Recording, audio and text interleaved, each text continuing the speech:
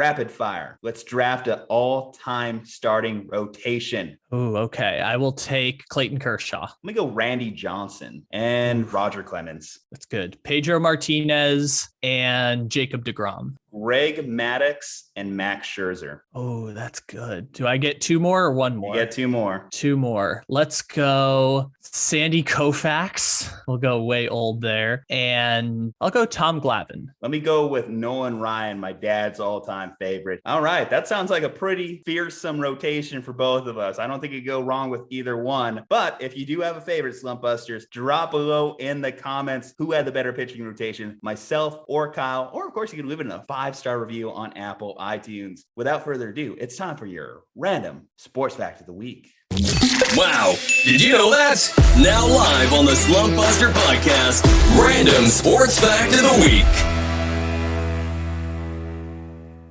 Those who study baseball even a little bit might be familiar with the name Abner Doubleday. Doubleday was a former Union general in the Civil War that is often credited with the invention of baseball. The story goes that he created the game in 1839 in Cooperstown, New York. False. Most of the evidence that Doubleday created baseball is based around a letter from a man, Abner Graves. Graves stated Doubleday introduced the game to him and a group of 6-year-olds out of the blue by simply saying, "Hey, kids, I invented a game." Logistically, Doubleday would have been at West Point and over 100 miles away, AWOL, for this to happen. In reality, baseball's origins can be best traced to a game called Rounders out of England, and of course, cricket. In 1845, Alexander Joy Cartwright would create the rules that best resemble modern baseball. Credit him for why we're not throwing balls directly at players for outs. Now we only do that if they pimp a moonshot and bat flip. The Slumpbuster Podcast. The Slumpbuster Podcast. The first quarter starts now. MLB opening day is tomorrow or today or maybe yesterday, depending on when you're listening to this. Time is a flat circle after all, and it is a podcast, so you choose the time. Regardless, before the first pitch, time to plant our flag in the ground, Kyle, and give our predictions for each division in Major League Baseball. Where should we start? The East? The West? Should we go West? Yes, I'm ready to plant our flag like it's Baker Mayfield at the center of the Ohio State field. Anything to avoid the American League Central, because I always want to put this out there. I think that the American League Central should disband and every single team should go to a different division. Let's start out in the East. That would be my guess there. Okay. The AL East is probably going to be the most fun division to talk about. Okay, I'll give you my prediction here. Not the Orioles. I can guarantee that one. That's pretty much the main thing I can guarantee from the American League East, that it won't be the Orioles winning this division. Last year, the Red Sox kind of surprised me. I didn't expect them to make the run that they did, eventually American League Championship Series. Outstanding hitting. Their pitching, again, is a question mark. Heard that they might have some prospects coming up that might fix that, but I just don't see them making a drastic change. Chris Sale's hurt again, so I think they're going to struggle in that capacity once again, similar to your favorite team, the New York Yankees, who always have that back of the rotation issue. But I mean, certainly they don't have a lineup issue. The Yankees have a great, phenomenal lineup. They've gotten better. They're still dealing with lingering questions on what happens to Aaron Judge, but that doesn't affect them here in 2022, so long as Judge and Stanton stay healthy. As long as Judge and Stanton stay healthy, these guys are going to rake, and that's going to propel the Yankees. The Rays just keep getting it done, right? The Rays just they're the Rays, they're just the Rays are the unexplainable analytics masters that just have worked this thing down to science despite having one of baseball's lowest payrolls. And then you look at the Blue Jays, fringe close playoff team last year, making some more additions this year, trying to get into that race, trying to raise one up for Canada, for the first time since the 90s. Vladimir Guerrero, obviously the second place in the American League MVP race last year. It's really tough between these four teams. It is really tough. I'm going with the Yankees. They were my World Series pick last year. Let me down. They've been letting down their fans for the last decade, but I am sticking with the New York Yankees. I think the Rays are going to fall off a little bit. We saw little pieces that they might have fallen off last year. Their rotation wasn't nearly as good. The Red Sox seem like a bit of an aberration to me, and I just don't know how good the Blue Jays are really going to be compared to the Yankees. So I'm going with the Yankees. So this is interesting because I could make the argument 4 of the 5 best teams in the American League come from from this division, but they all have to play each other 72 times. The way I think of it is 3 teams are going to make the playoffs, especially now that there's 6 teams that make the playoffs in the American League. Most likely 3 teams are going to make the playoffs unless one team has like a collapse at the end and is one game different than someone else. Like one game just missed the playoffs. There should be 3 teams that make the playoffs from this division. One of them we assume is going to get hurt, and that's probably going to be the thing that kind of like falls off, is like the most likely scenario. I'm not saying that's a guarantee. The most likely scenario is one of the teams suffers a host of injuries where 17 to 25% of their roster goes on the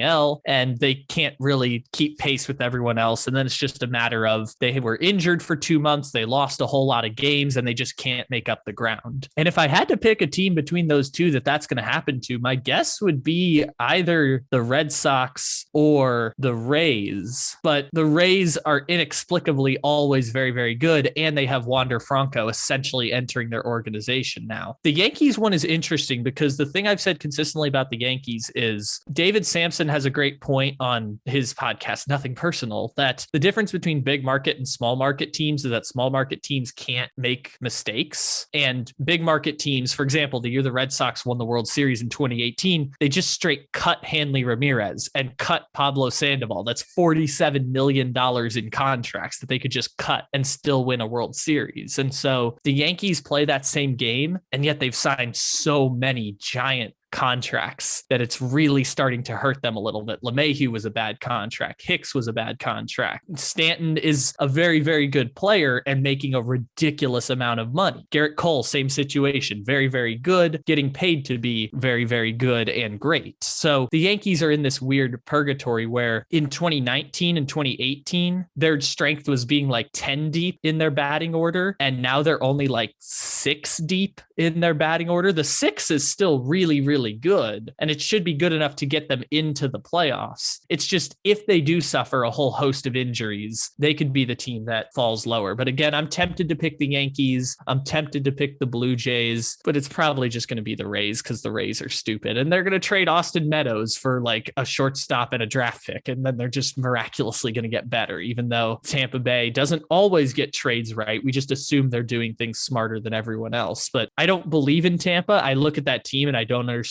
how they're, the number 1 seed in the American League last year. And I don't get it. I can't explain Tampa. It happens. And Toronto's really, really deep, and their pitching staff is really in trouble once they get into the playoffs. But the thing that they did add over the offseason is innings eaters. That helps Toronto just a little bit to have innings eaters, Gosman and Ryu and Kikuchi and Jose Barrios, all number 2 or number 3 starters. They don't have a true number 1, but they do have at least innings eaters to get them through the regular season. And they might have the best lineup non-Dodgers in all of Major League Baseball. So Toronto right up there as well. They're going to be better this year. I'm going with the Yanks. Kyle is going with the Rays. Let's move on to the National League East. Kyle, I'm going to let you start this one off. Where are you going? So it's going to be either the Braves or the Mets. I just don't know what to do with the Mets. The Mets are we assume they're going to lose, right? But if you spend enough money, eventually you're going to put together a good team. Like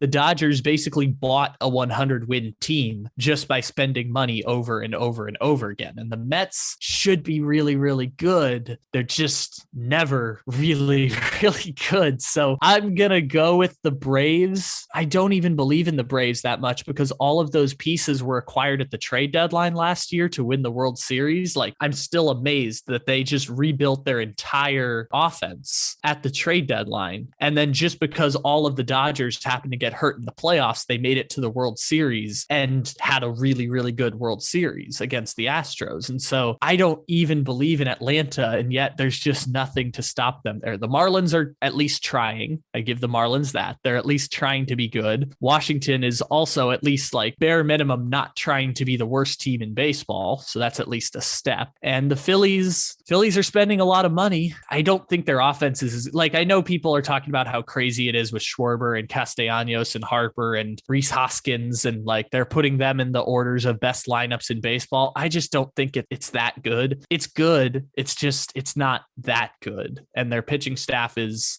meh. Their bullpen is always terrible, even though maybe they fixed it now. So not the Phillies, not the Marlins, not the Nationals is the best I can say. I'll take the Braves just because this might be recency bias, just because Scherzer and DeGrom are now out for, somewhat extended periods of time, and they might succumb to the same injury thing that we were just talking about in the AL East. I'm looking at the three teams at the top, and I actually do lump the Phillies into the three teams at the top. I rule out the Marlins just because they need to get more hitting. Their pitching is going to be sick, but they need to get a little bit more hitting before they're going to be able to do anything. A little bit of dysfunction in the organization, obviously, with the departure of Derek Jeter. The Nationals, they're in a rebuilding phase, so they're not going to be competing for anything unless they just shock the world again like they did in 2019. So it comes down to the Braves, last year's World Series champion. It comes down to the Mets, who are spending money in truckloads, backing up the Brinks truck, or the Phillies, who are also spending money, but have underperformed ever since signing Bryce Harper, which was supposed to be their big money free agent deal. And obviously it's paid off in a small way for them getting the MVP last year. I think I'm going to go with the Phillies. And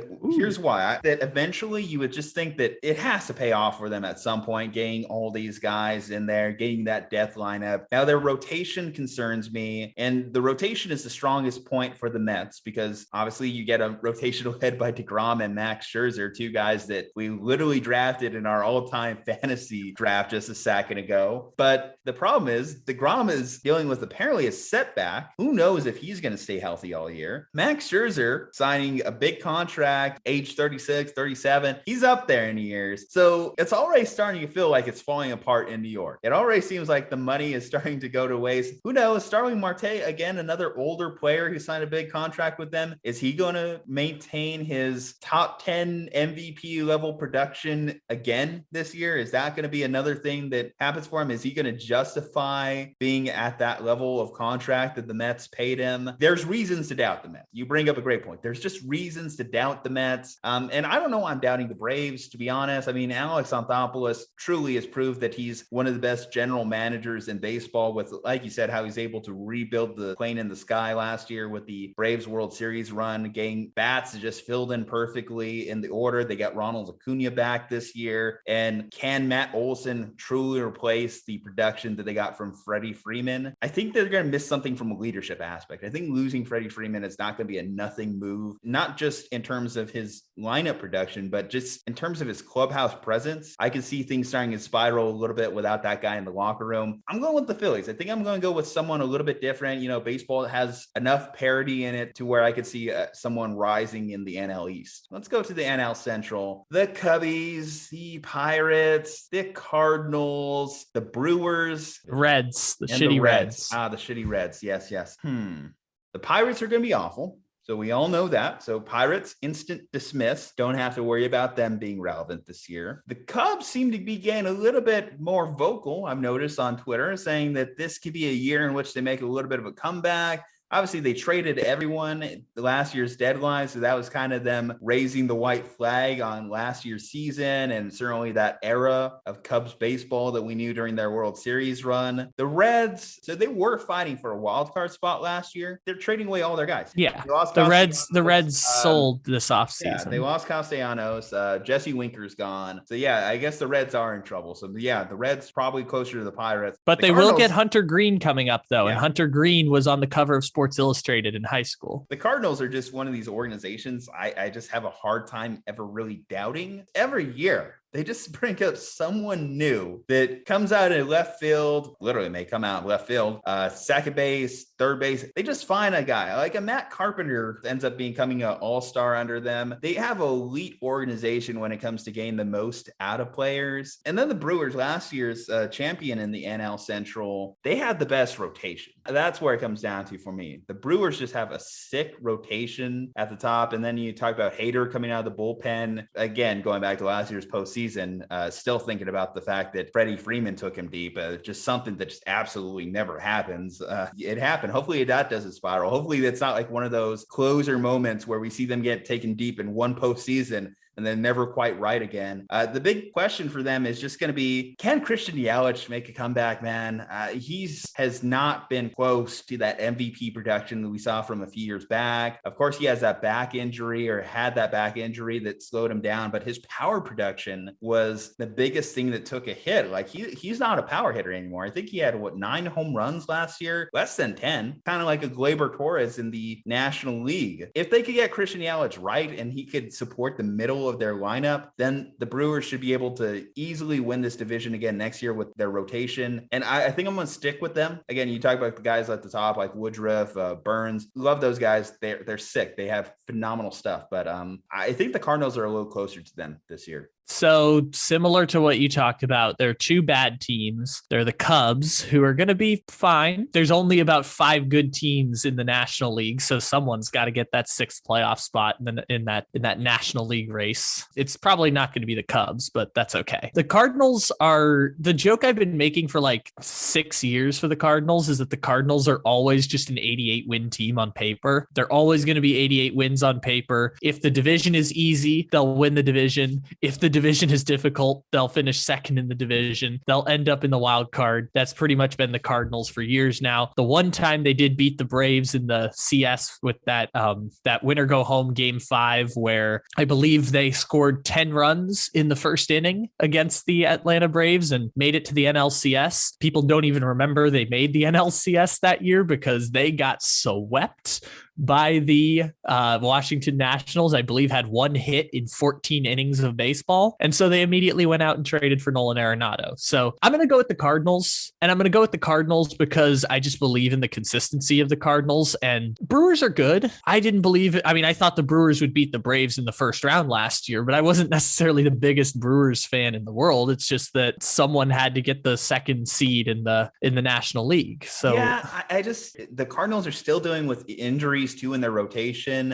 Adam Wainwright, just how much more production can you get out of the guy? I mean, he was a true ace in that wild card game or the play-in game, but how long can he really keep going with that big ass curveball, that 12-6 curveball? The Cardinals hopefully have an ace. It's Jack Flaherty. Jack Flaherty is amazing at pitching. He just is the problem when you throw 101 miles an hour is you constantly have elbow inflammation, and he's going to have to get Tommy John at some point, which is obviously a concern. But Jack Flaherty is an awesome number 1 starter. They also apparently have Steven Matz now, so that's fine. That's better than the Cubs' 3rd starter, which is, according to ESPN, Drew Smiley. They also have Albert Pujols back. Sure, yeah, that'll be a that's worth, right? For now they have Albert Pujols back, and he'll give you a couple pinch hit experiences. They have a team that consists of Yadier Molina, Adam Wainwright, and Albert Pujols. Talk about going deep into the childhood there. It's incredible, right? They're just the same team from 15 years ago. Their version of talent now is Paul Goldschmidt, who is one of the most underrated players ever. Bring back TLR. Bring him back.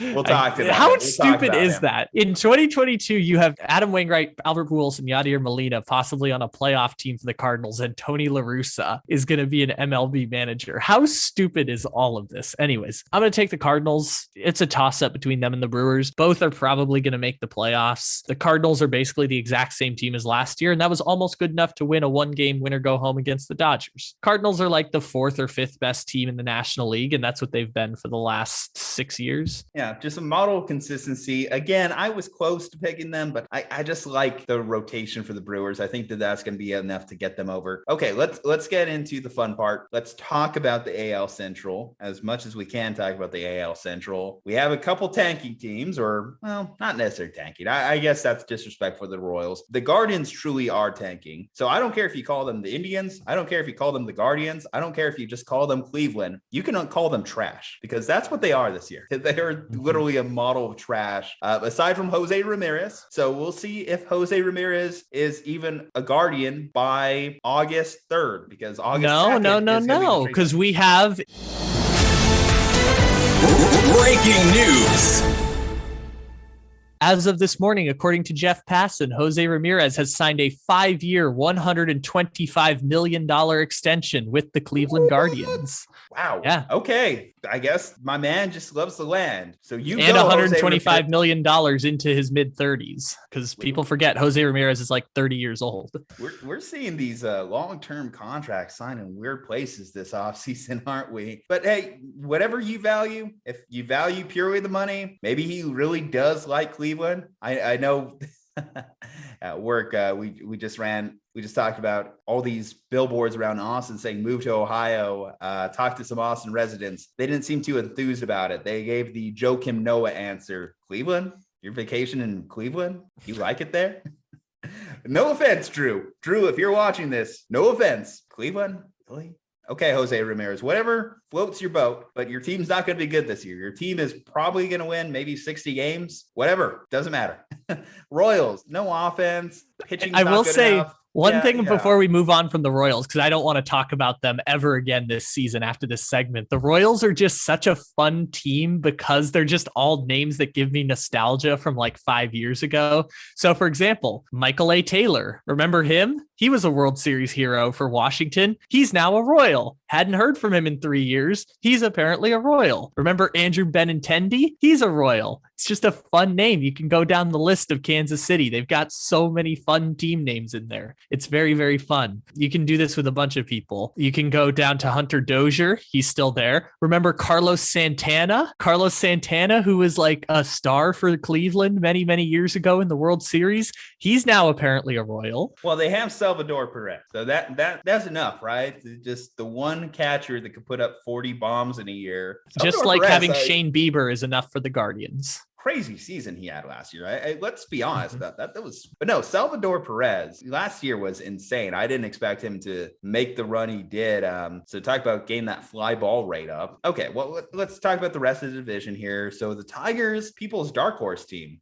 They signed Javier Baez. That was their big free agent move in the offseason. AJ Hinch is there, so he has that World Series winning manager pedigree behind him. I just feel like maybe if Detroit made any noise this year, they would be a year ahead of schedule. So I'm not going to lean with Detroit as a dark horse pick. Maybe they might make it in as a wild card team. If you were telling me like who are your wild card teams, I might say Detroit might be one of those teams that kind of hovers around there. Of course, they have to get past all the AL East teams, but Detroit might be one of those sneaky teams, similar to the Twins, who you look at last year, and last year was a bit of an aberration in terms of how well run the Twins have been over the last couple decades. Obviously, they're trading away Nelson Cruz at the deadline. Their lineup wasn't as prolific as it's been because they traded really Jose Barrios too. Yeah, it's really the offense that has been where the Twins have made their money. They were one of those early adopters on the fly ball rate, the home run revolution, leading baseball just a couple years ago in home runs. They go out there, Gio Urshela, Gary Sanchez, and the Yankees trade of Josh Donaldson this offseason.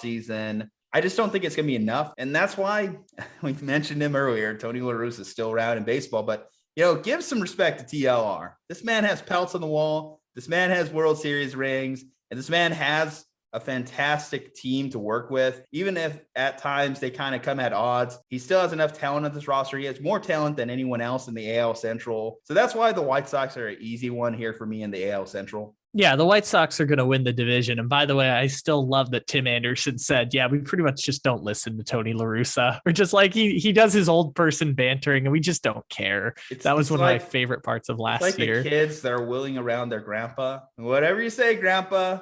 You want some more? Exactly. You want some more tapioca? Yes. You want some more pudding? You respect on a Hall of Famer. Yeah, I know the last couple of years he's had some weird stuff. He had the DUI come up. But do you know who the fuck I am? Do you know who I am? The fact that you told the cop that, Tony, do you know who the fuck I am? La Russa. That has to be his new name for me going forward. I would also like to point out, because I forgot about this, like Salvador Perez also had 2/3 of the Triple Crown last year in the American League. He was number one in RBIs and tied Vlad Jr. in home runs. They both had 48 last year. He just happened to be like 50th in batting average. Wow.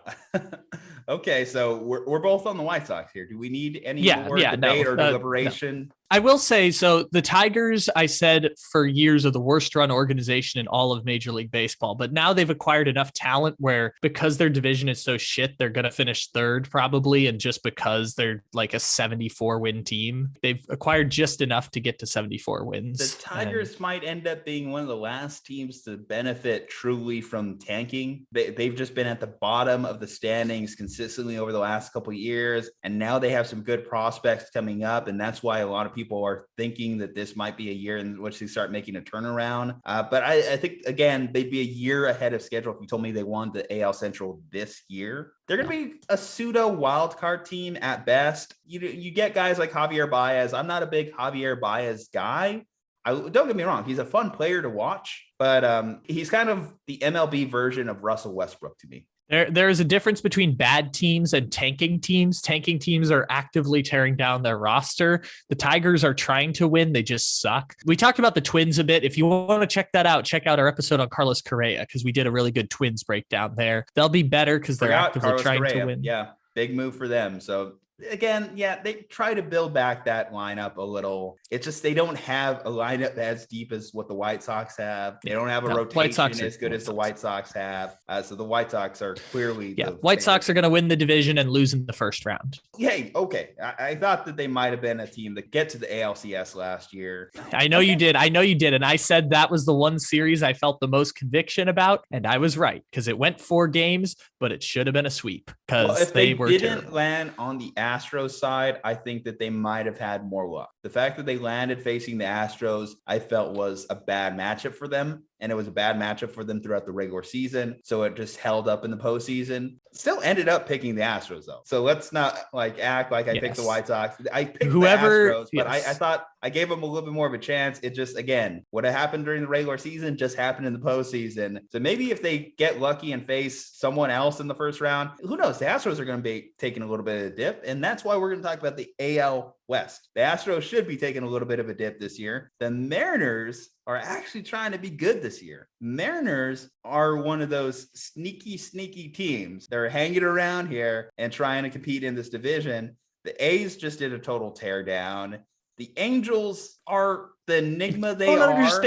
I don't understand the Angels at all. It's just two of the biggest generational players possible in Shohei Ohtani and Mike Trout. Maybe we get to see them play this year together, which if they're both playing at a high level together, that would be all I ask for from the Angels. If I could just see those two in the lineup consistently putting up numbers. They also have a third guy. Rendon has been top 3 in WAR the last 2 seasons. Like, Rendon is quietly one of the best players in baseball also, and they still can't win shit. I don't understand it at all. And then you have the Rangers. I didn't think the Rangers were trying to really do much this year, but they go out and sign Corey Seager. They go out there and sign Marcus Semien. And it still sounds like, at best, the third team is in this division to me. It sounds like they're as good as the Angels on paper. And I think the Astros are still above those teams. The question is, have the Mariners caught up to the Astros? Because the Astros, you lose a guy like Carlos Correa, and that's a big piece. That's a guy who's been part of your winning culture for the last few years, regardless if we talk about trash cans or not.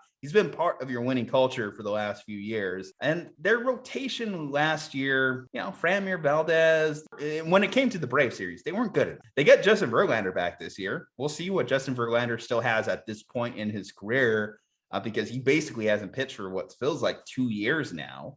They signed him back on a 1-year deal. And then Lance McCullers, who got injured in the World Series, how is he going to perform coming off of that injury? Because I've been reading some reports on him, and it doesn't sound like they know a good timeline for his return, which that's kind of scary when you're talking about a guy dealing with an arm injury, a fireball throwing guy like Lance McCullers. I'm going to pick the Mariners to win this division. Spicy, bold, no mercy.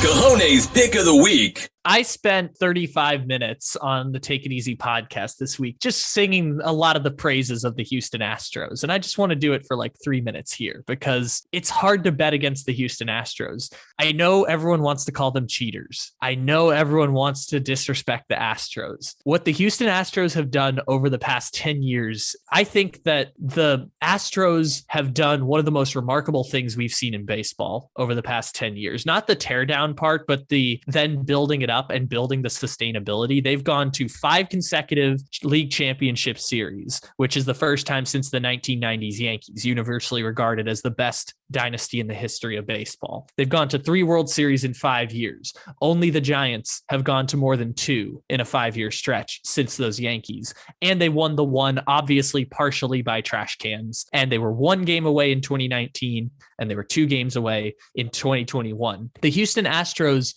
have basically turned over their entire roster, apart from Altuve and Bregman, and they've still maintained success. They even turned over the general manager and the coach, who were fired in a cheating scandal. And in the years since, they came within 1 game of the World Series against the Rays and 2 games of winning the World Series last year. The Houston Astros, who, again, the Houston Astros don't really have a rich baseball history. I know they have some baseball history, but it's not really a rich baseball history. They turned the Yankees into little brothers. They've turned the Red Sox into little brothers. They have stolen everyone's shit in Major League Baseball over the last 5 years, and they had no right to do that. Including They've their had signs. no right to that. Yes, they had no right to dominate the way they have. And yes, the sign stealing scandal is the thing that we're going to point to. But just like steroids, we're going to regret it.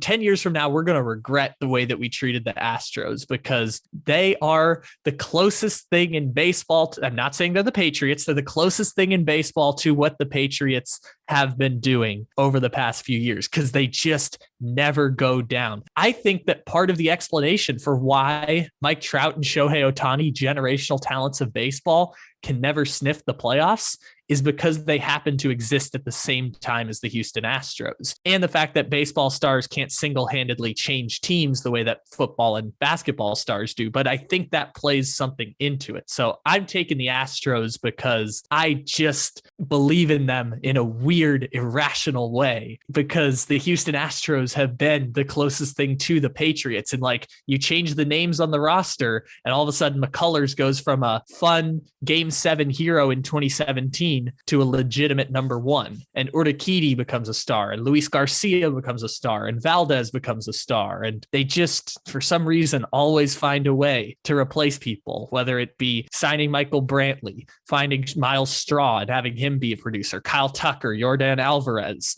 They always just seem to find new people and just replace them over and over again. It reminds me of what the Patriots were, the way people talked about the Patriots when I was a child. I'm just going to bet on the system of the Houston Astros, although I do really, really like the Mariners. They'll probably be a wild card team and beat the White Sox in the wild card. You got to take that final party shot at the White Sox, don't you? Okay, I will say yes to all that. Yordan Alvarez and Kyle Tucker, I think, are going to be instrumental pieces if this dynastic, as you would probably call it, because they only have 1 title, I should point out, only 1 title, run would continue. That those so guys do the have Dodgers. To be, well, they're not a dynasty either then. But anyway, those guys have to be instrumental in their continued success if this team is going to be good again coming into this year. And they do need to have some good health in their rotation. Luckily, they're going in against a division in which you have a bunch of bad rotations, and the Mariners. Noah Syndergaard's in this division. I should add, for the Angels, for all the shit we talk about. Hey, they don't have a rotation. They went out there. They got Thor. That's something. Yeah, it's something. Who's their second starters? It's still Dylan Bundy. Is that who they're rolling out with at this point? It's a rough staff. Again, stop wasting Mike Trout's career. Don't waste Shohei Ohtani's career. Oh, no. Angels. They've already wasted Mike Trout. Mike Trout's already the old guy in baseball now. Okay. Now it's Ohtani's time. Okay. Last year was his first real injured year. We'll see. I'm not ready to write out Mike Trout. I think he was good before the injury and then got injured. Injuries happen. So as long as it doesn't become one of those perennial injuries, I think he might be back this year. Don't sleep on Mike Trout comeback player of the year. Okay. West Coast, best coast, save the best for last.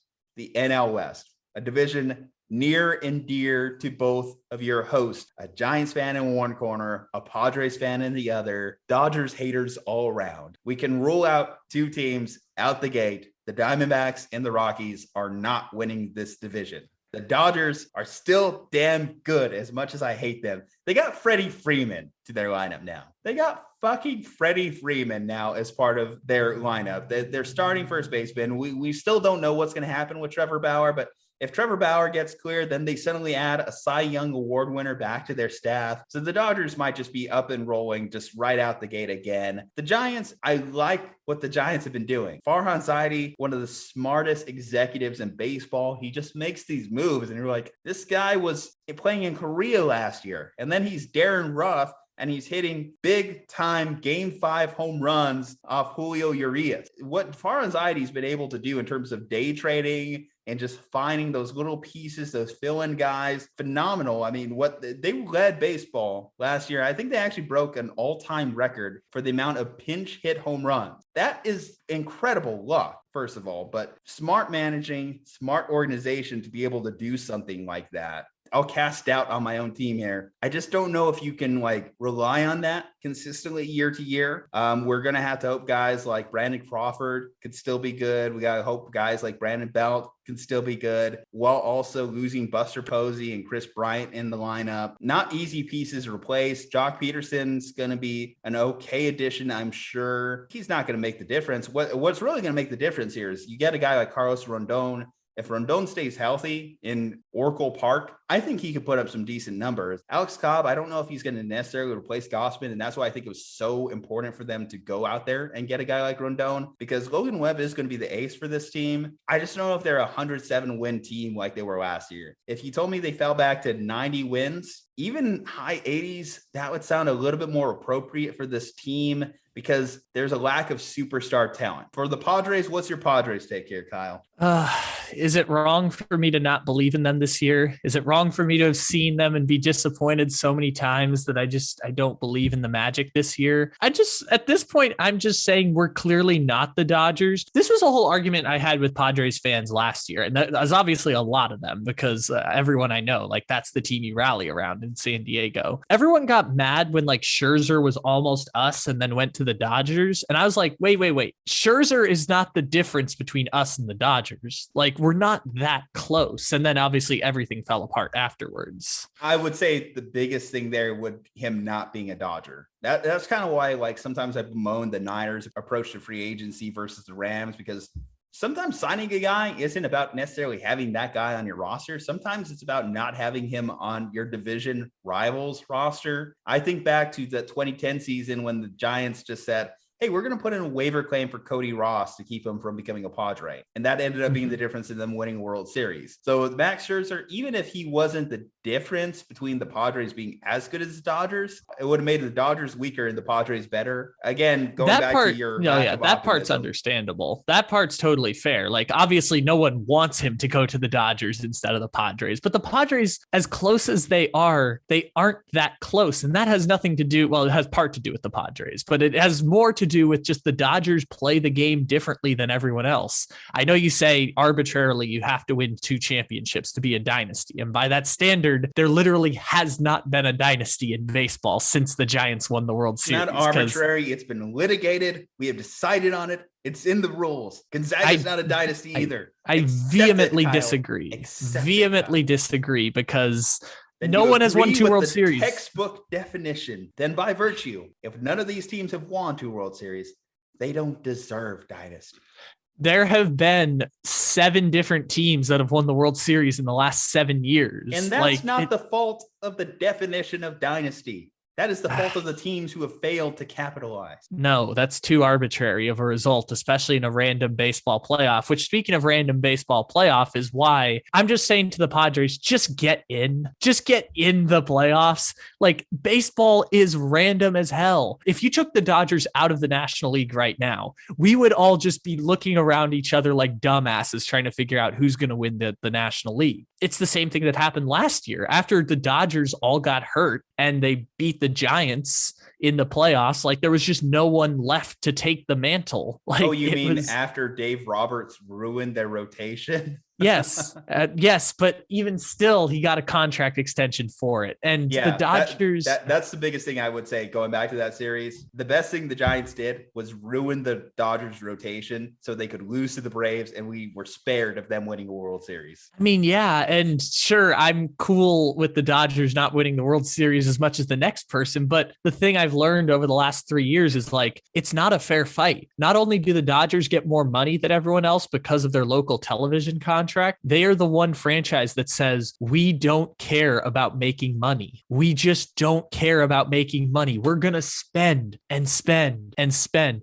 As much money as the Dodgers make, they're like middle of baseball in terms of like revenue per year. And the reason is because the Dodgers decide that instead of increasing franchise valuations and instead of pocketing revenue sharing profits, we're just going to spend and spend and spend, because the thing that matters to us is not money, it's winning championships. And you'd think that would be a more common thing in sports, but now that sports has become more corporate over the past 20 to 25 years, Jerry Jones model, increasing shareholder value is most important to sports franchises. And so it's not a fair fight. The Padres are trying to do what the Dodgers do. They just can't be the Dodgers because of the goddamn inferiority complex that exists in San Diego. People think that we're a suburb of Los Angeles. People think we're just a small town, even though we're the 8th largest city in America. This is just we can't be the Dodgers. We're not Los Angeles. We're San Diego, and we pay money to Eric Hosmer and we pay money to Manny Machado. That's how we get people to come, is by spending exorbitant amounts of money. And we just can't do what the Dodgers do. And that's okay. Just get me to the playoffs, because baseball is random. So who's winning the division, Kyle? Oh, the Dodgers are going to win the division because they've simply bought 105 wins. Like, they have simply purchased a team that can win 105 regular season games. The good thing about baseball is 7 different teams have won the World Series in 7 years. It's random as shit when we get to the playoffs. Baseball makes no sense except for the Astros always making the CS. But other than that, other than the Astros and Dodgers, like teams 4 through 12, pretty random in baseball. So just get me to the playoffs. And the same thing for the Giants. The Giants should just be saying, get me to the playoffs. If you can get me to the playoffs in this National League, we've got at least a puncher's chance. And say someone topples the Dodgers like Washington did in 2019, or 2016 Cubs did, or the 2015 Mets. If someone can topple the Dodgers because baseball is random, then maybe, just maybe, we can go win the World Series. It's just crazy too. They just have another year casually of Trey Turner in their lineup. We'll see what they get out of Cody Bellinger. Can Cody Bellinger be a productive MLB player ever again? It's so weird. I mean, they have the Rays model too. That's the thing, right? Like, they spend exorbitant amounts of money, and they're using the Rays model of, they were really, really good at accumulating prospects. They're really, really good at identifying and developing talent. The Dodgers are the closest thing you have to the modern Yankees. And that's only because baseball doesn't technically have a salary cap. Since the competitive balance tax went in 2016, which now essentially operates as a salary cap for baseball, it's only given the Dodgers more of a competitive advantage. It's only given the Dodgers more of a lead, because they say, to hell with your taxes. We're just going to spend and spend and spend, while other teams stop at $200 million. Freddie Freeman, Mookie Betts. And they're trading prospects now. They traded for Scherzer. They traded for Trey Turner. And I assume they'll get Shane Bieber at the deadline this year. Yeah. So as much as it pains me as well, I am also picking the Dodgers to win the NL West. But I'm picking the Padres to finish second. Ooh, okay. This is some bets. Here. $10 to whoever's team finishes second. I will go the other way. I will bet you $10 the Giants win, so that I emotionally hedge. Oh, I will emotionally hedge. You duplicitous tank. Tatis is out for 3 months. I will point out Tatis is out for 3 months, and we also don't really have a true number 1 starter. And we have Lamont Waite Jr. Fair fight. These guys are on fire. Let's hear more. Second quarter starts now.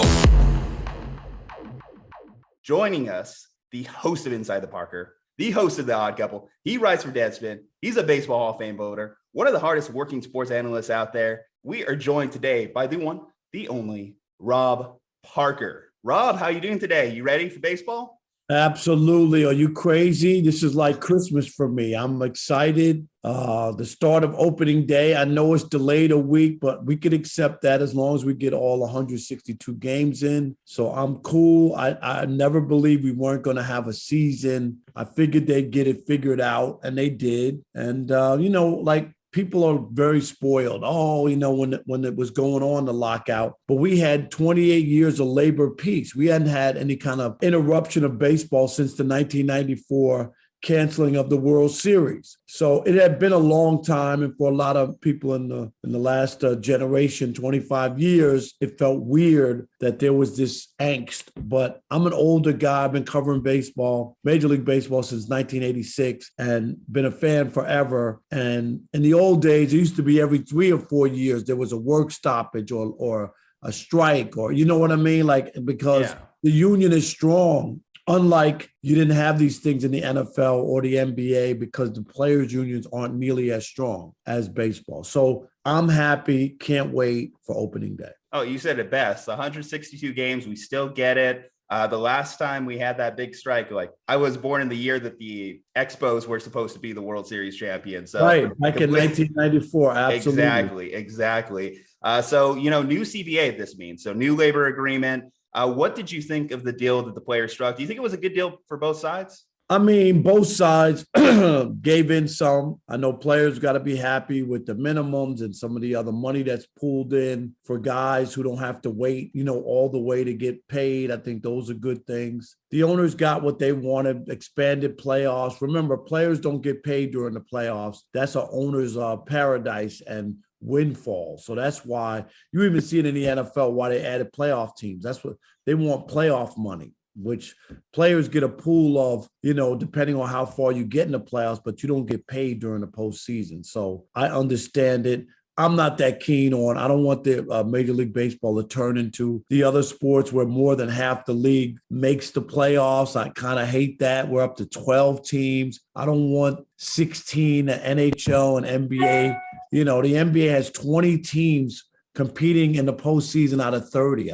What are we doing? We'll play 82 games to eliminate 10 teams? So one of the things that's been interesting about the expanded playoffs is the increase in anti-tanking sentiments that have gone on around Major League Baseball. Obviously, the story since the CBA was passed is the Reds have torn their team to the ground. The A's have torn their team to the ground. Cleveland was in the process of tearing their team down before signing Jose Ramirez to an extension. But I saw before that they had $0 guaranteed after this season prior to signing Jose Ramirez. So you're not the biggest fan of tanking. The MLB instituted a lottery in the new CBA. They've tried to figure out ways to trade comp picks. How do you feel about the state of tanking in Major League Baseball? Yeah, I mean, we saw, I think, the Astros do it, right? And that was really, the Astros were able to benefit from it, and they were able to put together young players and then build a team. You remember a couple of years ago, I think that they weren't even getting people watching Astros games on TV. The ratings were so low. And then they built up a powerhouse. So teams looked at that and were like, that's where we want to go. I don't like it. I think it's not fair to the fan base. Everybody can't win. I get that. And everybody can't be the Dodgers or the Mets, the two highest payrolls. I get that. And I understand the players' concern. The only thing I wonder is if you're asking people to have a floor, then shouldn't there be a ceiling? I'm not for salary caps, but if you're asking that there's a minimum being spent, then what about a maximum? Players want there not to be a maximum, but there to be a floor. So I think that's where there's an issue. I don't think that if teams get money from the other teams for competitive balance, that money should be put anywhere other than back into the franchise. If you get $100 million, that's got to be spent on payroll and players, not profits in your pocket. I think that's the problem I have with the money going to teams where, the Baltimore Orioles payroll is $30 million and they're getting $100 million in competitive balance money. They're making $70 million profit before they sell a ticket or parking spot or their TV money. I think that's wrong. Rob, you're obviously a Hall of Fame voter, and this year the Hall of Fame kind of made some big waves in the offseason because for the 10th consecutive year, Clemens, Bonds, not in. I know you've been consistent on voting for those guys the last couple of years. This one struck me a little bit differently too, because David Ortiz was a first ballot Hall of Famer. And to me, that just comes off as hypocritical. And these are the guys of mine and Kyle's generation. We grew up watching these guys play. So they kind of like brought us into our love of baseball. So what was your thought process when that whole thing went down? Well, I was on MLB Network as an analyst that night. It was a big night, and I thought we got it wrong. The BBWAA, which I've been a member of since 1990, and it's a great organization, and the writers normally get it right, and they do. I mean, they take it very seriously. I thought we swung and missed to not put Bonds and Clemens. And your point about Big Papi, I think he's actually one of the poster child to me. If you're going to look at a guy whose career wasn't that great when he was in Minnesota, and then all of a sudden became this unbelievable hitter. The one thing you can't say about Bonds and Clemens is that they were good from day one, pre-steroid use. And so I have an issue. Clemens won 3 Cy Youngs with the Red Sox. Go look at the videotape. He's this skinny. Bonds won 3 MVPs in Pittsburgh way before he ever went. Now, and then we have these other guys who we've put in the Hall of Fame, and you're keeping out 2 of the greatest players. Pudge Rodriguez was in the Canseco book. I was in Detroit the year after Pudge came back and lost 40 pounds in the offseason. You know, I was there for that. Mike Piazza, there was always rumors and stuff swirling about him and juice use. Bagwell in Houston. I mean, like, these guys are all in, and even Big Papi's name was on that list, even though the commissioner tried to pardon him and say it was a mistake, whatever it was. It's either none of the guys get in or we put some of these guys in. And I'm sorry, when you talk about Bonds, Clemens, Sosa, and even Sheffield, I voted for all 4 of those guys. All 4 of those guys, go look at their stats. Sosa was a 30-30 guy at age 24, way before Juice. Sheffield was a star from day one when he broke in with the Milwaukee Brewers. Go look. I think it's unfair, and I think we're picking on a couple of guys when this was a widespread problem in baseball, especially because they weren't testing for it. Rob, I wanted to ask you about the Trevor Bauer situation, because over the offseason, criminal charges were not brought against him in Los Angeles County, and Major League Baseball is still investigating for him in regards to the personal conduct policy. And they're in a place now where he's still on administrative leave, and Bauer has been increasingly vocal now that criminal charges aren't being brought against him. And yet Major League Baseball is still waiting to decide on completing their investigation and deciding a suspension. How do you feel about how they've handled this situation over the past 9 months? I get it. It's a touchy situation, and people have to understand you don't have to have a criminal conviction in order for a league to sanction a suspension against you. I mean, it's happened before. When you sign these contracts, you sign code of conduct clauses and moral clauses.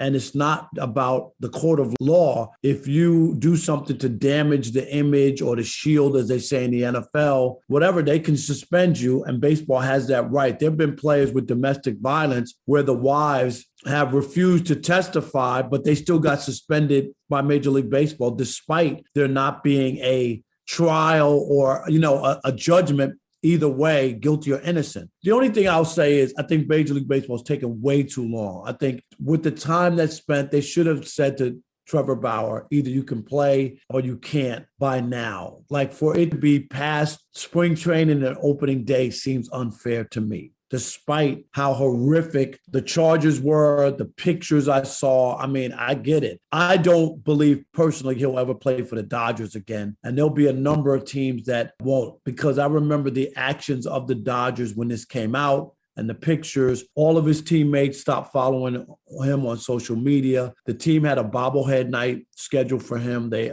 canceled that. They stopped selling his jersey. I mean, and this is all before there was any kind of guilt or innocence. And I think there are people inside that clubhouse, an organization that still, regardless of how talented he is, would rather not have a guy who has these things in his past a part of the franchise. So even though the Dodgers could seriously use him at the top of their rotation, I don't think he'll play for the Dodgers. I do believe there'll be some team he'll play for, but I would be shocked if he's back with the Dodgers. Rob, changing gears there a little bit. I was reading your recent article on Deadspin, or recent baseball article on Deadspin, regarding the death of pitchers batting, so the rise of the DH. And I too will miss Bartolo Colon making some swings in the batter's box. But you're the first person since Kevin Costner and Bull Durham to be anti-DH. So want to kind of like explain your philosophies. You called it a bad idea dating back to the 70s. Yeah, baseball wasn't invented that way. I love the strategy of, do I keep the pitcher in? You know, it's the 6th inning. We're down by a run. We got a man on second base. This might be our only chance. Should I pinch it for him? Do you know what I mean? Like the strategy of it. Now you could just make out. The American League to me always reminded me of a softball beer league. You just make out the lineup and just throw people out there, and there's no, just let everybody get their whacks. So I'm not a big DH guy. I love National League Baseball better. I always have. I'm going to miss it. I don't think managing will be nearly as prevalent as it was, strategy and all that. So I'm not a DH guy. It just doesn't do anything for me. And now we'll see. You know, at one time it was supposed to be put in to keep older players in the game who can't play the field nearly as well. You're going to see a lot younger guys DHing. Freddie Freeman, right? I don't know if he's going to DH with the Dodgers, but there's a spot now for guys to DH and whatnot. I'm a traditionalist. I'm not the old guy, you know, waving at the clouds or whatever, but I'm going to miss it. I'm going to miss it. I didn't like it in 1973, and I don't like it in 2022. Still holding out hope that the Giants sign Barry Bonds a 1-year DH contract with that now in the National League. Oh, that would be great, wouldn't it? That would be great. Restart the clock. Restart it. Thank you, Rob. Thank you so much for joining us. You know, of course, if you want to follow Rob for all his excellent baseball content, football content, basketball content, jack of all trades, at Rob Parker FSR, at Rob Parker FS1 on Instagram and Twitter, respectively, for news, rumors, locations of quiet places where rats may or may not be urinating. Rob Parker's got you covered. And please, if you haven't, subscribe to the podcast, Inside the Parker. You could just Google it, find it, and subscribe. It's a fun podcast. You guys have heard it. 22 minutes tops, moves real fast. And this week, dropping tomorrow, Hall of Fame legendary sportscaster Bob Costas, who loves baseball as much as we do, and Cameron Maben, the former outfielder, who's now a television broadcaster on the Yes Network for the Yankees. He took over Ken Singleton's old job, who retired. Great podcast to kick off the baseball season. So please try to download it and subscribe. The Slumpbuster guys are killing it. Half done. Third quarter is beginning now.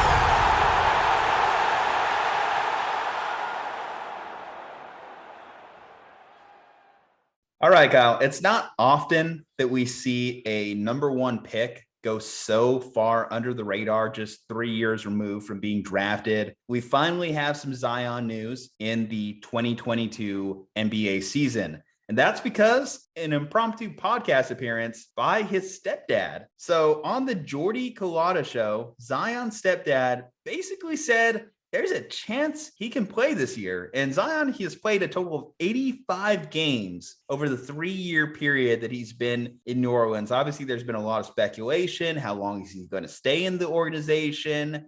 Does he want to be there? His weight gain? Can he stay healthy? There's a lot of storylines outside of basketball that affect Zion Williamson on a daily basis. As much as I would love to see him, because I feel Zion is the type that can roll out of bed and put up 27 and 7 for you, I'm wondering if he should come back this year. As even in the Pelicans hot streak, they're now firmly locked into the play-in tournament. The Lakers were eliminated last night. Would it be a good decision to see him back this year if he's healthy, assuming doctors have cleared him? Should he just come back just to say, I am here, I am Zion Williamson? No, he shouldn't do it just to show up and be there. Like, the Pelicans are probably going to lose in the play-in. It's not a guarantee, but the Pelicans are probably going to lose the play-in, considering that goddamn Clippers are going to get a 7-game series, and I don't understand it. But the Spurs were basically trying to tank, and then the Lakers were like, hold our beer, and now it's like the Pelicans and Spurs are in the play-in game, and I assume those two teams will end up being the ones who get eliminated. I could be wrong, but I assume that Minnesota is going to be the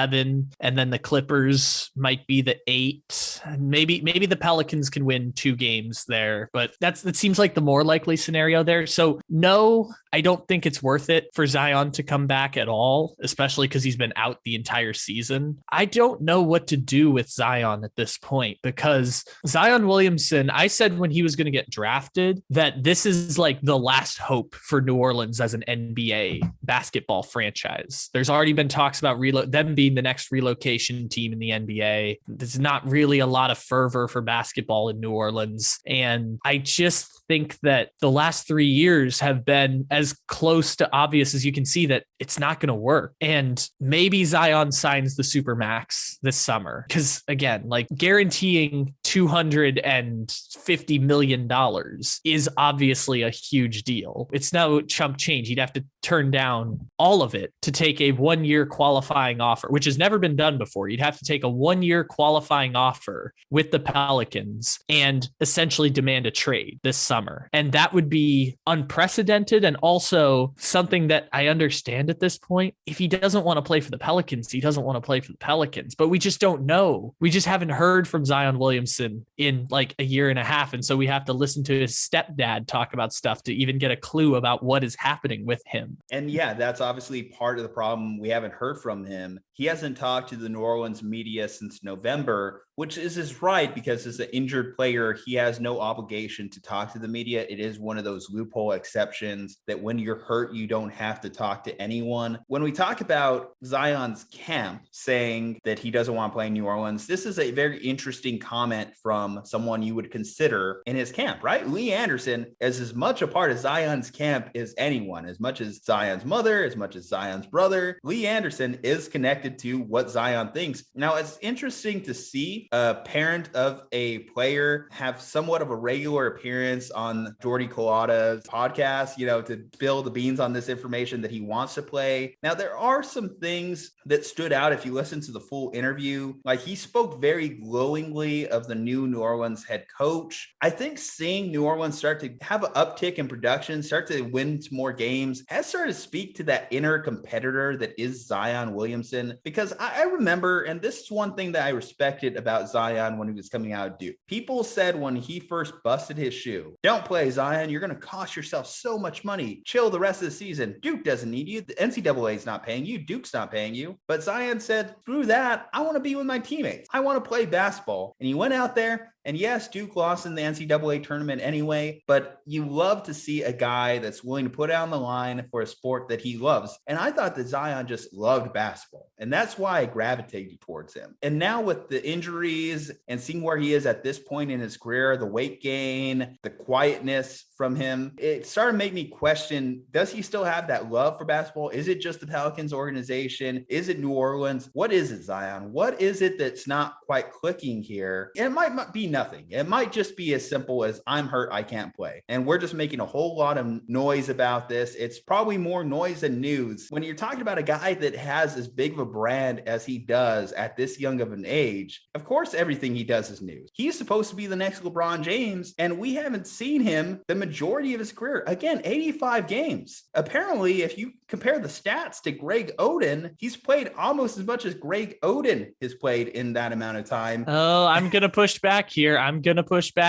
And yes, you are correct about the raw numbers. Zion Williamson started in the All-Star game at 20 years old, and it wasn't a fan vote. It was not a fan vote either. He just straight started in the All-Star game. I'm not questioning his play. No, I'm just questioning he hasn't played throughout his career. I mean, again, I mentioned at the start, he's a guy that could roll out of bed and give you 27 points in production. He's that good, and I'm missing him play. I really want to see him come back. Selfishly, I know there's reasons he shouldn't, especially if he's not fully healthy. But if he is healthy, if doctors say you can play, then why not? Who knows? Maybe you do win a 1-game plan. And suddenly that's good for the Zion brand. He came out, played in the play-in game, and got his team to a 7-game series. And will they probably lose that series regardless of who they play? Yes. But for him to have those big playoff moments, for him to show that he does care, I think would be huge for anyone who's starting to doubt him. Just get those critics off his back a little bit. To be a generational talent also takes a little bit of universal love. I know we have mixed results on LeBron now, but when LeBron was first coming up, I think pretty much everyone was in universal agreement that they loved him. In Cleveland, first few years in Cleveland, everyone loved LeBron James. And we don't have that same kind of a love for Zion, or at least not all of us. Ja has also stolen a lot of his thunder, because you look at what Ja's done with the Memphis Grizzlies, also a small market team. And I think he's getting compared a little bit to the guy that was drafted after him. What I'll say too, as far as New Orleans not being a viable basketball market, well, I'm disappointed. I think it could be. I don't think that New Orleans is even a viable football market for a majority of years until Drew Brees and the Saints started winning some games. It takes wins. If you start winning games, suddenly you become a basketball market. Suddenly you become a baseball market. Suddenly you become a football market. You just got to win games. That's what people want to see. And just let's face it, New Orleans basketball just hasn't done that a whole lot. Yeah, I think even when the Saints, I mean, again, I wasn't alive for it. This is more secondhand referencing, but when LSU was terrible and when the Saints were terrible, people still cared. I think the difference is nobody cares. Well, I'll throw this when out New there Orleans to is you terrible. too, because you did mention you were fairly young when this happened. Hurricane Katrina hit, and there was that opportunity. There was an open window for the Saints to leave New Orleans. So that tells you how bad Saints football used to be, that thought even happened. They were almost the San Antonio Saints. Same way we're talking about the Pelicans now. It just needs one generational player to turn things around. And I think whenever I saw Zion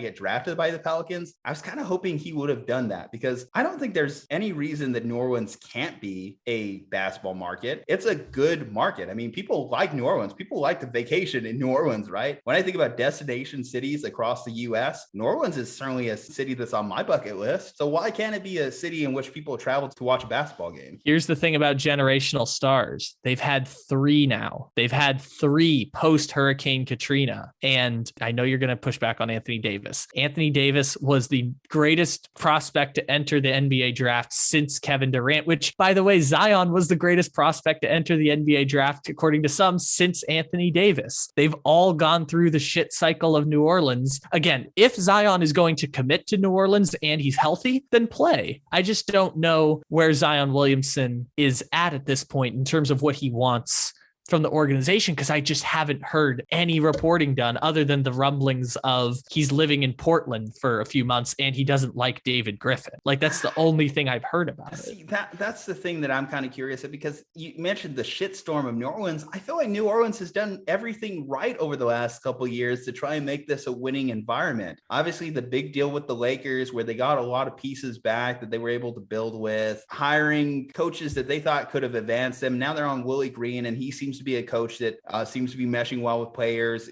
Again, Zion's stepdad called him a player's coach. You draft Zion, you sign guys like JJ Redick, veterans that you think can help build a good culture. You trade for a guy like CJ McCollum. I feel like the Pelicans have done a lot of things right that winning cultures in basketball do. They just need that one guy to push them over the top. And they're hoping that guy is Zion. Is him going to the Knicks really going to be the difference maker in his career? I mean, we've seen so many times that a player goes to New York and gets ate up and spat out, and that's the only place people want him to go. That's why I kind of feel like some of the arguments are a little disingenuous. It's just like people trying to get him to, quote unquote, a big market like New York, but the Knicks suck. The Knicks suck just as much as the Pelicans, guys. I think the part about that is just that the only connection people can make is RJ Barrett and Cam Reddish play with the Knicks. And remember during the draft, the greatest draft lottery of all time, where they're like, the Knicks are going to get Zion and KD and Kyrie Irving and turn it around. Like, that's the only connection people are making, is people put onto Zion that he wanted to be with the Knicks in the first place. People assume that it's like, because the Knicks have the top pick in the draft, he always wanted to be a Knick in the first place. And I don't think that's the truth, which is why I would say we're going to find out this offseason, because Zion is eligible for the Supermax extension. If he signs it, then he's a Pelican for 6 years. If he doesn't sign it, we know that there's truth to rumors or truth to some of the speculation here. You mentioned the Pelicans have tried. The Pelicans have tried their best to build around him, and they have failed miserably. They have failed miserably because how much is that is Zion?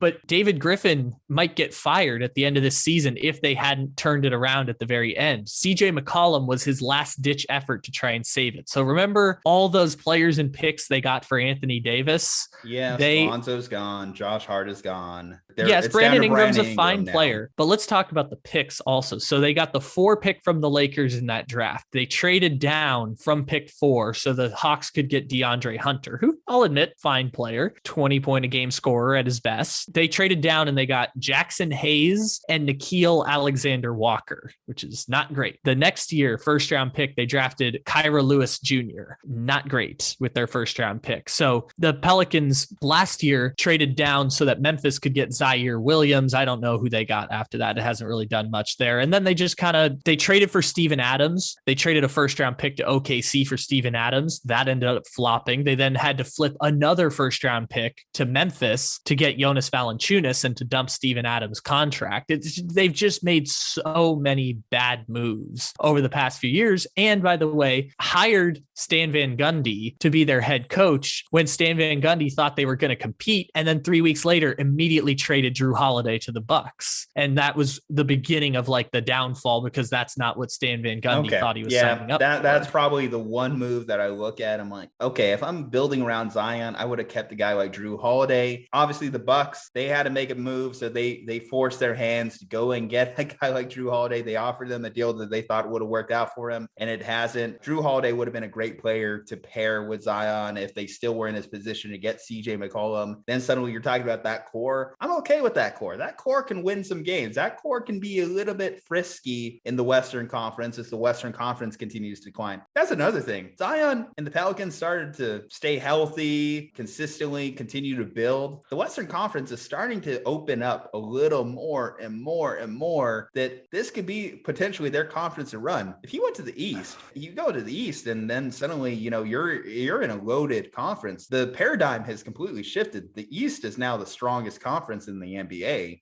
Zion, it's similar to how I think about the quarterbacks situation in the AFC and NFC. In the NFC, obviously, the quarterbacks are pretty scarce. You mentioned Matthew Stafford, Dak, and then it starts to become that Kirk Cousins territory. That's how I feel about the Western Conference now. Once you get past the top guys, the Phoenix Suns, okay, Utah's fine. But Denver's as Zion starts to enter his prime, I think that's going to shift only because all of the young generational talents are in the Western Conference. Okay, yes. And that's he could be as good as Luka, and he certainly could be as good as Nikola.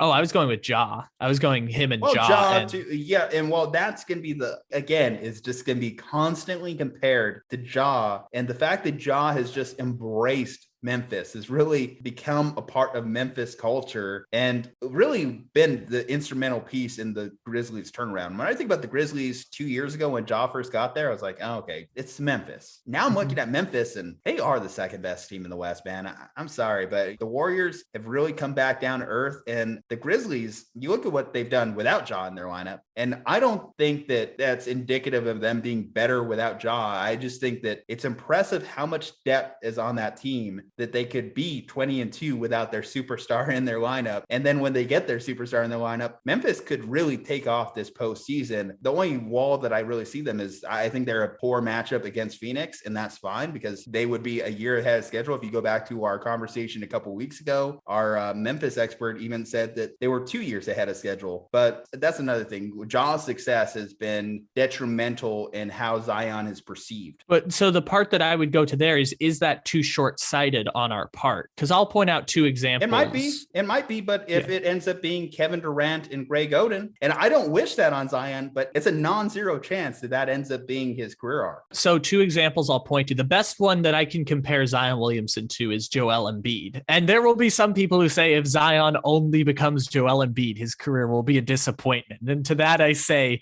you set the bar way too high for that 17-year-old. If you're saying if he only becomes Joel Embiid, his career will be disappointing.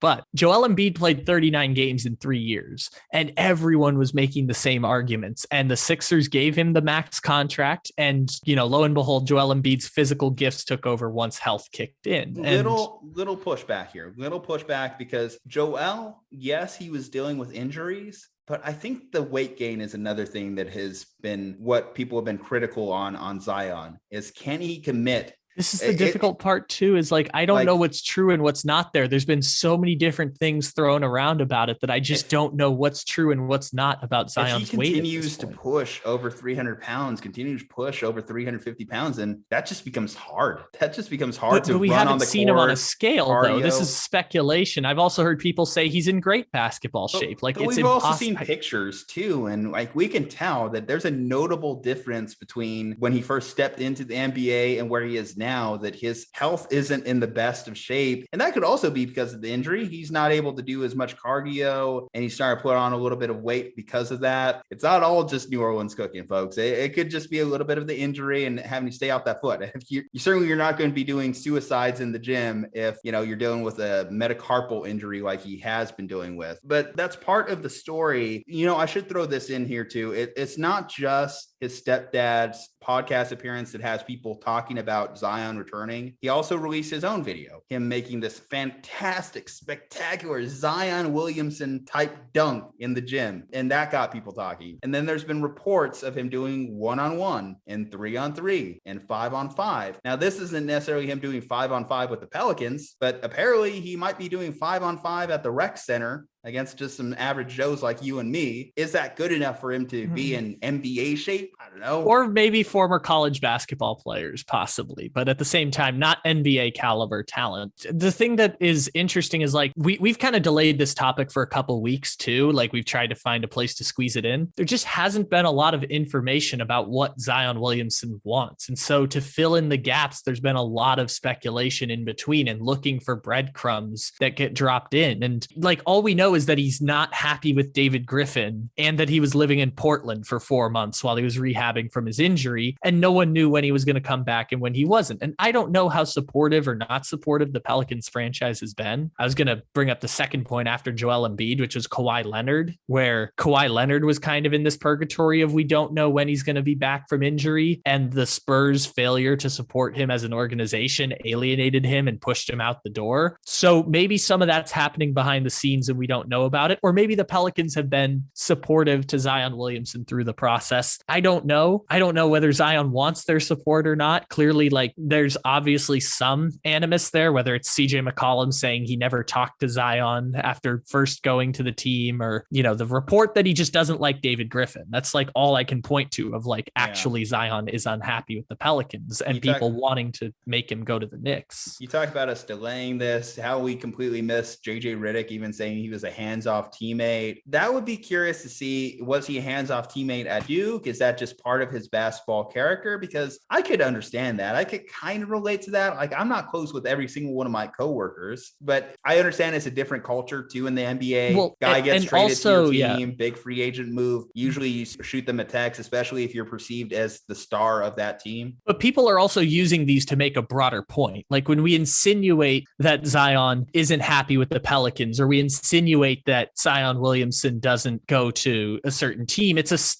like 2 steps short of saying Zion Williamson is selfish, Zion Williamson is greedy, and Zion Williamson is everything wrong with basketball. Like, that's the step people are trying to make when they begin to character smear Zion Williamson. And I just don't know where Zion Williamson's at. Like, if he's not invested in the Pelicans, like, yeah, it's really hard to invest when you don't want to be in a place and when you're unhappy with the circumstances that you're presented, and you don't like your boss, and your boss makes terrible moves, and everyone can see your boss makes terrible moves, and it's difficult to invest in that way if he's not there. I'm not even like, if Zion doesn't want to be with the Pelicans and Zion didn't talk to teammates, or Zion Williamson is going to turn down money to leave New Orleans this offseason, I'm not even passing judgment on that one. If this whole season was Zion Williamson was unhealthy to play for part of the season and then decided to shut it down for the entire year, I'm not even mad at Zion if he wanted to do that, because Zion Williamson is not going to throw away a $250 million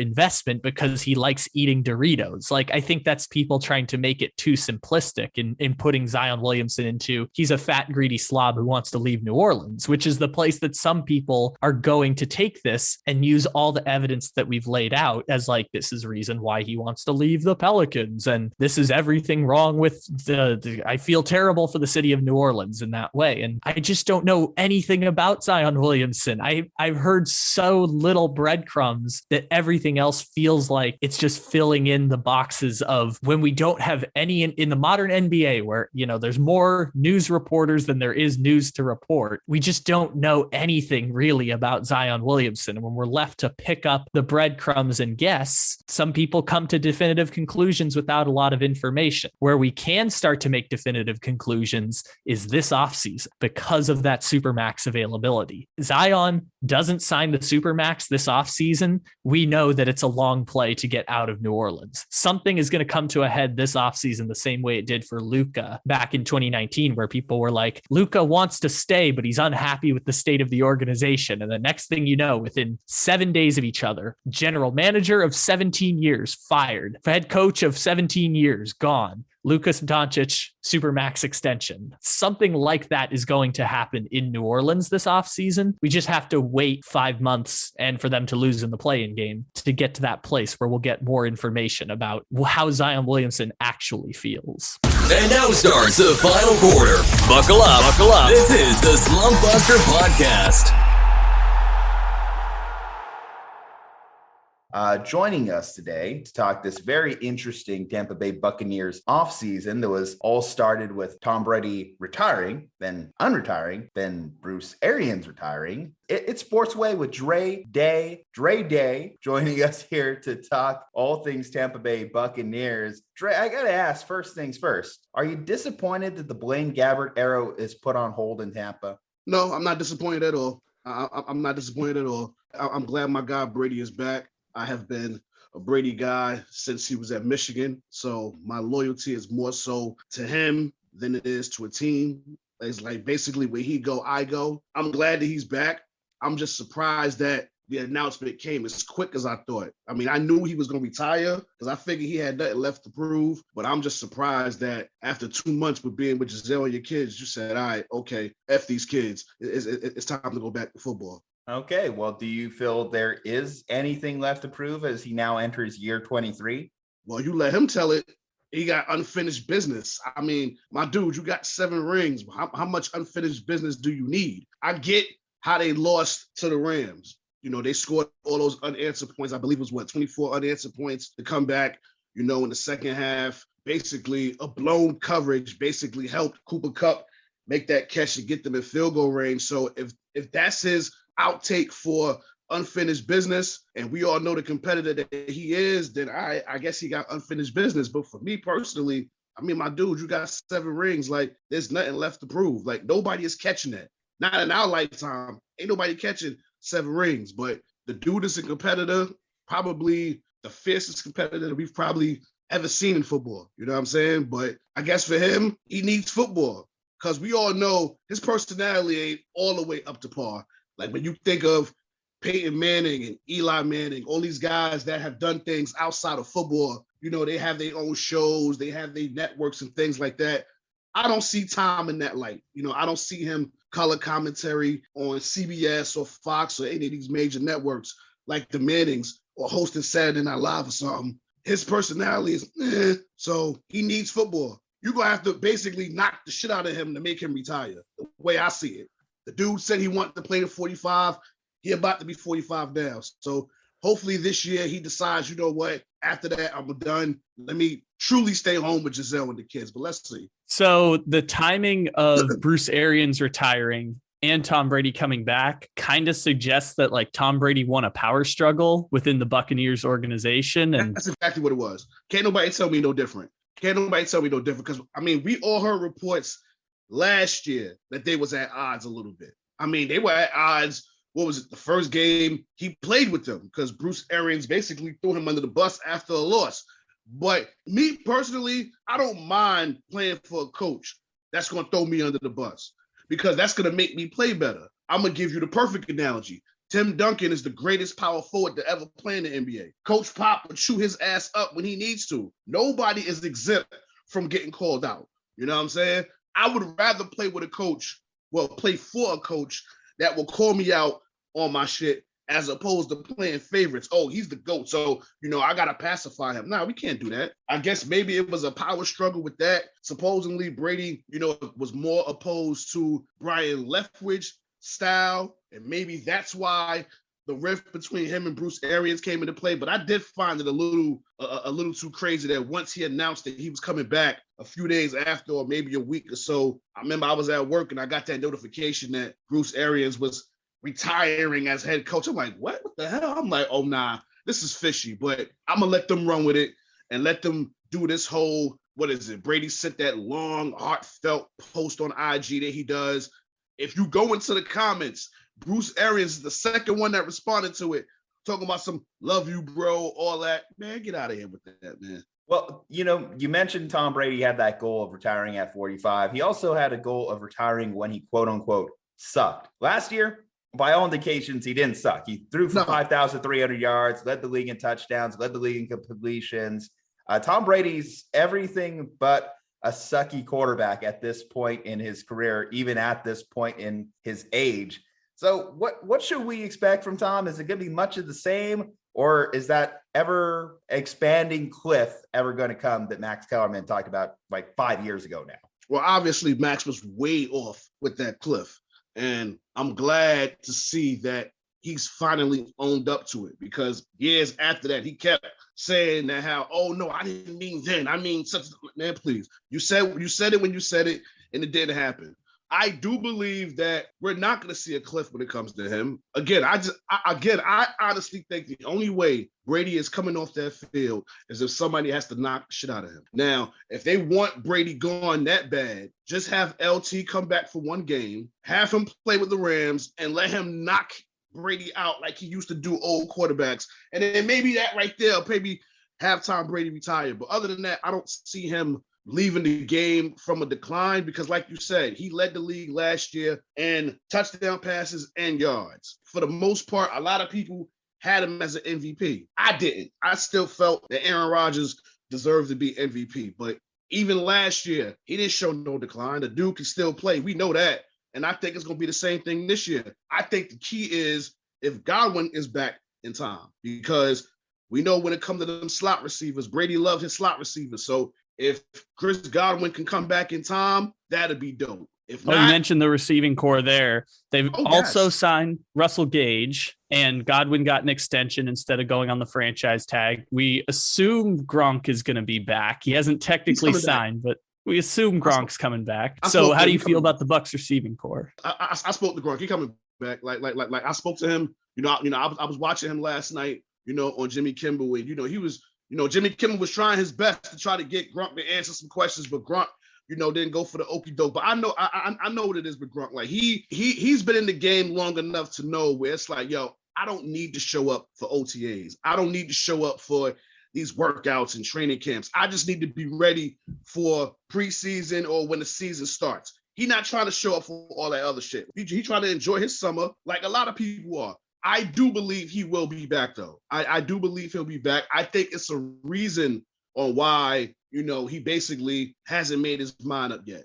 I'm going to give it probably about June, July, and we're going to find out he'll be back. As far as the receiving cores, not big names, which I'm okay with, because, listen, if we follow Brady, we know he don't need no big names. And then when he did have big names, I mean, besides Randy Moss, it panned out stat-wise, it didn't pan out championship-wise. And then the last big name he had wound up being a troublemaker, which was AB, but that's neither here nor there. I love Mike Evans. I love Chris Godwin, so get well soon to him. I truly hope that he'll be back in time. Gage, I believe this will be, I'm not really too familiar with him, but I do know he did play with the Falcons, so he's a division rival. So obviously, y'all know how that goes. Like, when free agency comes, if I got an opportunity to play against my former team 2 times out the year, that's all the fire I need. And if for him to make that decision to come to Tampa to play with Brady, I'm sure he's going to be on his game. I'm positive he's going to be on his game.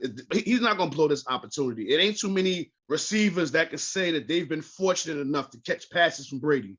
And for the most part, those receivers that have, some have showed up, some haven't. I believe Gage will be one of those receivers to answer the bell and, have his production for the Tampa Bay offense. Well, it's not just the receiving core that we need to talk. There was some changes on the offensive line, losing Marpet. That's a big loss there. And Brady's not exactly the most mobile quarterback in the world. He needs that line to be steady. How do you think they go about replacing Marpet? Do you think it's going to strictly come down to a draft pick, or do you think the Buccaneers have a greater plan here? I think they're going to do what they did when they picked up Tristan Wirfs.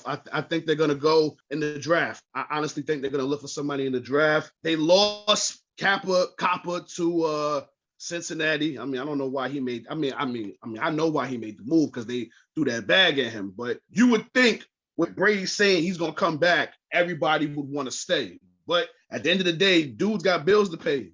You know, dudes got families. Dudes is not on some, Brady back. It's not a sure thing we're going to win again, because what was it? Last season, they won the Super Bowl. Everybody came back. Everybody thought it would be a sure thing that they would win. Didn't happen. You know, dudes took pay cuts. Dudes took pay cuts to stay. Didn't wind up winning. And now it's like, free agency's hit. It's time for me to get my bag this time. You know, okay, Brady's back. That's a good thing, but I got mouths to feed. I got bills to pay. But yeah, I think that O-line is something that they definitely gonna have to work on. And then if you really think about the NFC, the team that they really got to worry about the most is the same team that they lost to in the playoffs, which was the Rams. We done seen what they done did right now as far as ramping up that defense. They didn't lose anybody, but they damn sure gained Bobby Wagner. So if the Bucs were smart, definitely got to shake up that O-line, because that's going to be the key. We all know how to get Brady rattled up, and that's to get him on his ass, make him uncomfortable. Don't have him tap dancing in the pocket, making him comfortable. You got to make it very uncomfortable for the GOAT. How are you feeling about Todd Bowles replacing Bruce Arians for next season?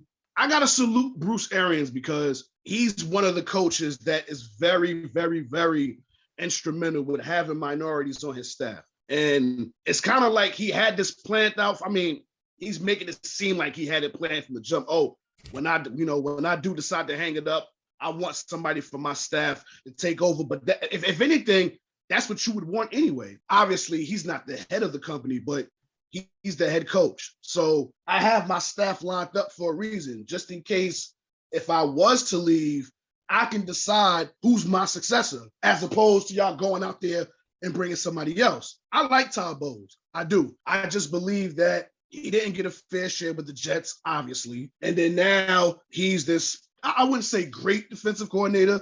He's a good defensive coordinator, but now that he's taking the realms as the coach for the Bucs, this is his second chance to, show if he can really hang as a head coach. But we're going to see, though. I like Todd Bowles, though. I do. I would have preferred Ryan Leftwich, because he's more in tune with Brady. But I think that's why they didn't do that. I think they want to, give it to Todd Bowles because he already has the experience. But me personally, I would have preferred Leftwich.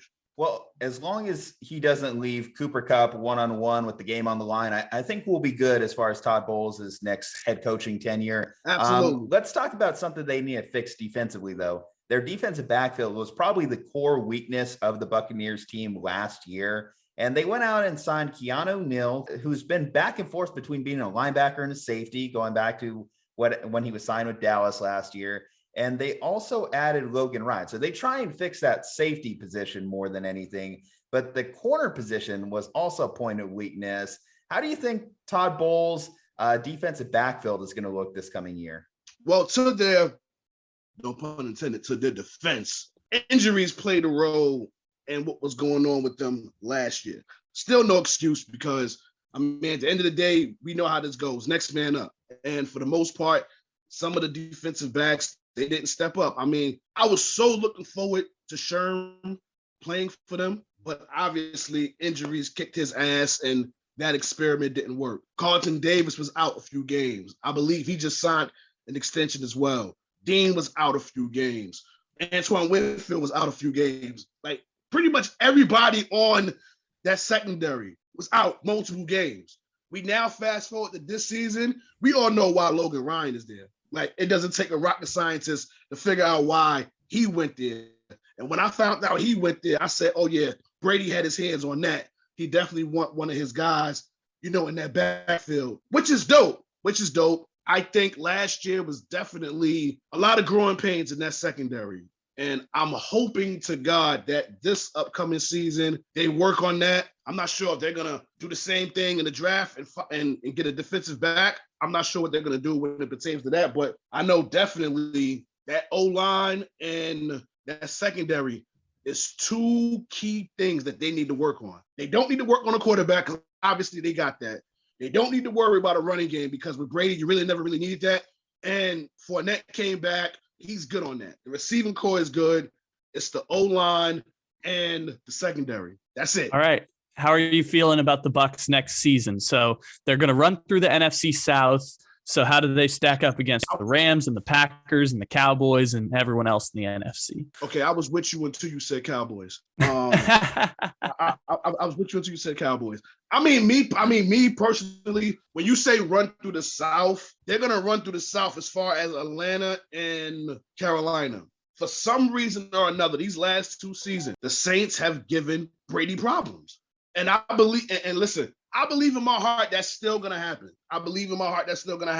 I do believe that this upcoming season, instead of them beating us 2 games, I honestly think this year will be the year that we split the games. I think we'll get one and they'll get one because when it's time to play Brady, they show up. Green Bay, honestly, I'm not really too worried about Green Bay as I was years ago because obviously Aaron Rodgers is going to truly understand what it means to not have his go-to guy there because none of them receivers that's there now is Devontae Adams.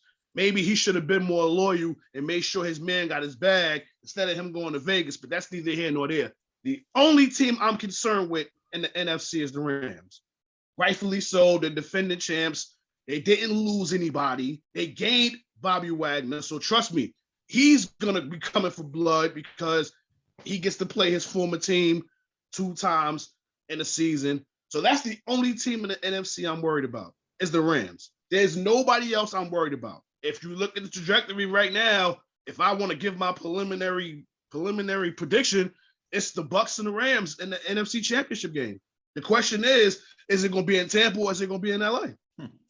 4-1 for the Saints against Brady and 3-0 for the Rams against Brady over the last 2 years. So that would be an interesting NFC title game. And I don't blame Brady for unretiring because I don't want to lose to Matthew Stafford in my last game. I mean, come on. That's just disrespectful to the GOAT.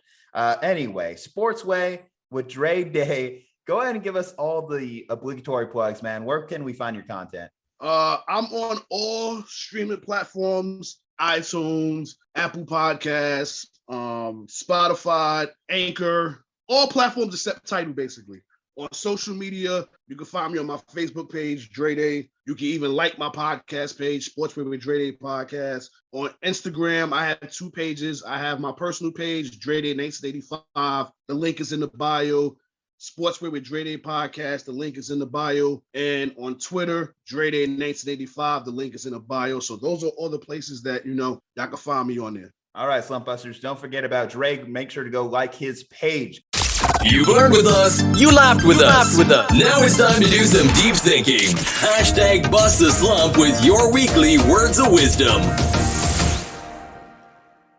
I don't think there's such a thing as truly not giving a fuck. And I know that that's become a buzzword or a big phrase that people like to use a lot, but I started to think about it more. And truth be told, we always give a fuck. We just choose what we really give a fuck about. In fact, when you say you don't give a fuck, I kind of feel like that's more of a shield. That's more something that we kind of use to protect ourselves in a way from more negative criticism or things that we don't necessarily want to hear. But whenever it comes to positive affirmation, of course we give a fuck. We're very happy about that. We're very happy to give a fuck whenever something's good. And negative criticism isn't necessarily a bad thing. Sometimes it can be a constructive thing. Sometimes it's the negative criticism that you really grow the most from. Criticism can make you stronger. Criticism, when used constructively, can be an excellent tool and a wonderful servant for growth. But let it serve. Don't let it be your master. I think that's the difference we need to make. Yeah, I think that for myself, it's taken time to figure out who you allow to affect your emotional stability. You have to be very specific about who you allow to say things that you actually care about, or as you said, a lot to give a fuck about. And so it took time. It took growth, and hopefully we're in a place where at least I can, and everyone can do it for themselves. Figure out, what do you care about? Because it's really good to care about things. It feels really good. Just pick your battles, figure out what you care about and what you don't care about, and who you let affect how you feel. Yeah, not everyone in the comment section is attacking you. Sometimes they are trying to actually tell you something that may be useful later. It's just separating the wheat from the chaff and kind of like figuring out what can be the best for you to move forward and kind of maybe even change your thoughts or even adapt your thoughts as we move through this process, this infinite game, as you refer to it to. Anyway, guys, well, that's words of wisdom for you this week. The wisest thing you could do, though, is hit that like button, hit that subscribe button, and comment below your thoughts on the show. Leave a 5-star review for us on Apple iTunes. Go and check us out on Instagram at Slumpbuster Podcast, on Twitter at Slumpbuster Pod, at Slumpbuster Pod on TikTok as well, if you feel so inclined. From Juju Talk Sports, from Kyle Ledbetter, stay safe, happy, and healthy, and we will see you on the next one.